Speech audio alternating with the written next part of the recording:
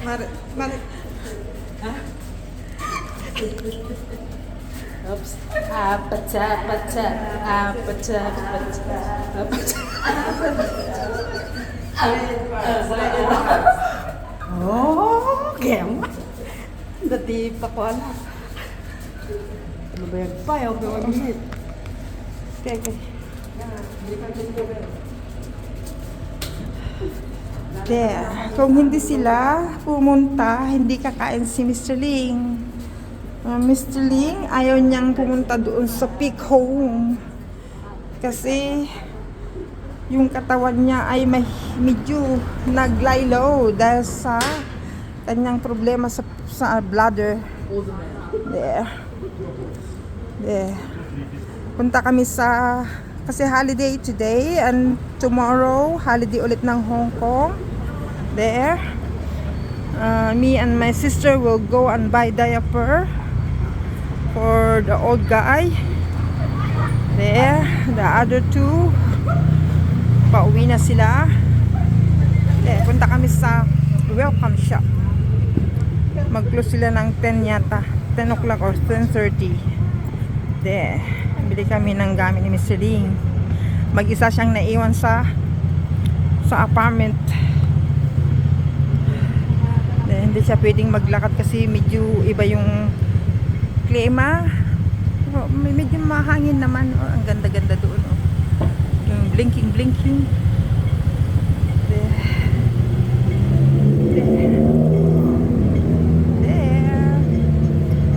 At least I have a chance to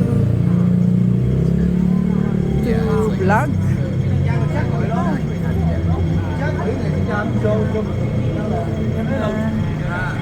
Vlog tayo. There. Taxi. Pani Marte sumay pai. Jeten telan kay funga na. Tanay baba. Ito, bumaba bandi sa ito. Santag pa kasi Jay welcome. There.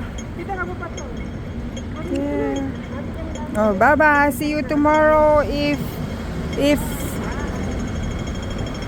Michael won't call us. Kasi si Michael kanina, ini-invite kami pumunta sa bahay nila, kakain ng pizza ba? Thank you. Kakain ng pizza. Kaso natakot ako kay Mr. Ling kasi mahina yung pakiramdam niya. Lagi siyang inaantok. And then hindi maganda yung dating ng itsura niya. Kaya sinabi ko sa anak niya, hindi pwede, ayaw niya. Kasi hindi maganda, tapos kakain sila ng dry food, pizza. At least kanina, dumating yung tatlo, pinabili ko sila ng ulam. Then kinain niya lahat yung pagkain niya para lumakas siya. There.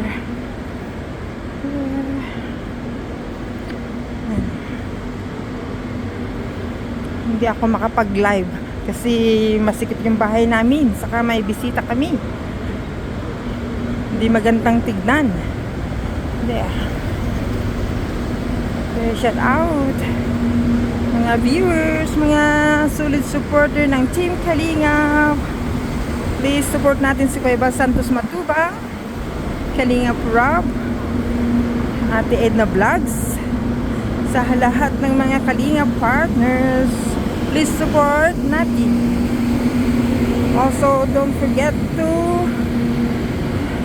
subscribe Ate Do also, so I can help Kuya Bao for a little longer time habang nandito ako sa Hong Kong. There.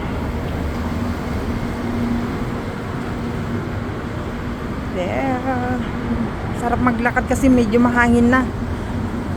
Doon sa bahay namin, medyo iba yung dating ng hangin. Kahit may aircon, medyo medyo mainit ang sa balat. Chuywa. Sarap yung pagkain doon. Mahal nga lang.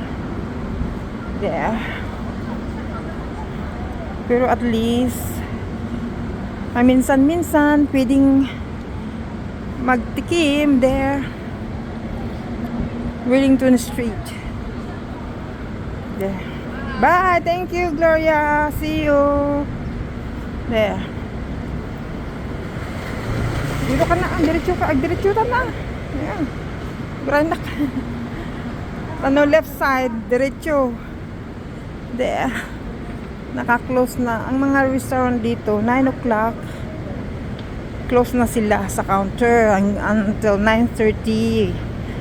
Pinapatapos muna yung mga kumakain. Ang McDo lang ang 24 hours. Dito sa amin sa Central, Tuesday walang McDo.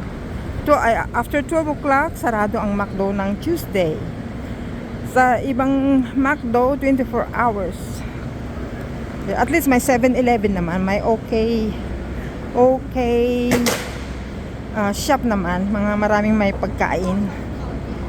There, this is Marks and Spencer. Tagal ko lang din nakapasok dyan, oh. Kasi hindi ko na maiwanan si Miss Ling basta-basta. There, yan, dati ako lagi dyan sa loob ng Marks and Spencer. Ilang taon na akong hindi naka-shopping. Walang time. May alaga na akong tumanda na. Yan. Yan, pababa kami galing sa taas. Pababa dito sa landmark. See? Yan ang landmark. Marks Spencer. Ay. Doon ang entertainment building. May cinema dito, oh. Emperor Cinema. Pero hindi ko pa nasubukan yan. There. Hello, this is Ate Dol Dumandon. Shano. There. Steakhouse. Hindi pa namin nasubukan yan. Wow, so expensive. Nagsawa na ako sa chicken. Yung mga steak 500 plus. Oh my God. No way. Tapos si Mr. Ling kakain ng ganyan. Tapos hindi na niya kinakain. Kinukuha na lang yung lasa. Yan. Decathlon. Hindi kami galing dyan. Galing kami sa kabila. Tapos diretso from up. Dito paliko-liko ka. Wow. Oh. Medyo nahingal ako kasi mahangin na mainit. Doon ang Lanpai Hong. Oh. Maraming tao dun sa dulo. Holiday and then tomorrow holiday again. Oh. No more cars. Oh. Dapat makisabaya kanya. Kuryente ko dyan, bangin. Diyan may saklang. Alis at takadwak na matiliw ka takadwak. Liga road. Yeah.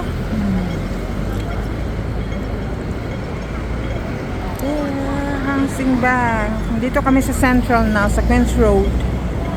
Punta kami ng welcome shop doon sa dulo. May bibilin kami gamit ni Mr. Ling. Yeah. Masapang nagsagat shop na halipin mo.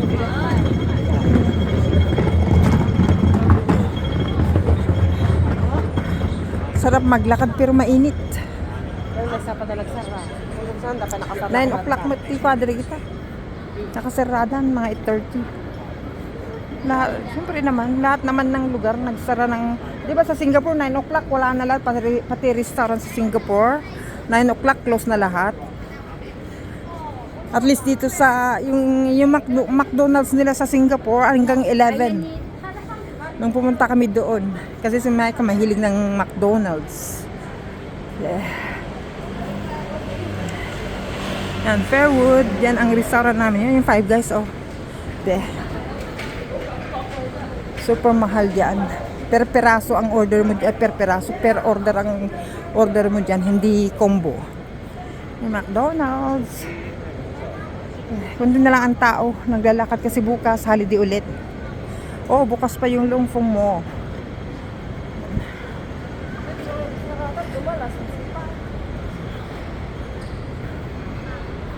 Siyempre matagal siguro yung ano nila, yung sa license nila.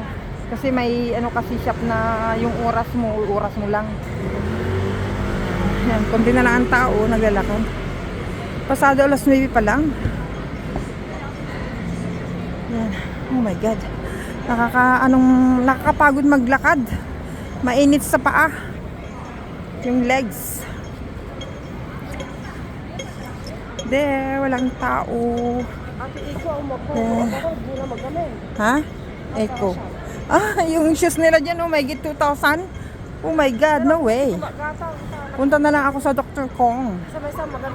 Okay, 700 plus doon sa sa Skechers. Magsapaso lang ganyan sa Pilipinas, tapos lalakad ka sa mga may lupa-lupa. At least dito sa Hong Kong, simentado lahat.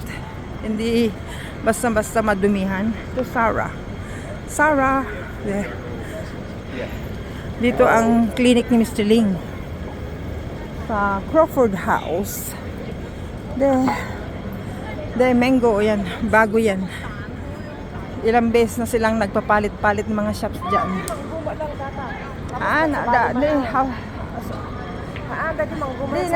Nung nakarani ba? Hindi mango. Ngayon lang ulit bumalik ang mango. Hindi lang ang tao. Ito yung steps. Yung bilihan ng mga ano. Naka-close na sila. Okay, for now, I need to turn off kasi kailangan gagamitin ko yung QR code ng phone ko sa welcome shop after buying. Not after buying, after pick the goods. Sa ganitong ano niya, yung panahon, mahirap ilabas si Mr. Ling. Kasi nakakapagod yung paa, yung sa init. Hindi naman masyadong mainit pero iba yung init niya. Nakakapagod, nakakahingal. Yan oh. Yan. Diyan na kami sa welcome shop. Bye for now. Yan, diyan kami kumakain oh sa 3rd floor. Yan pagkain nila. Bye. Bye.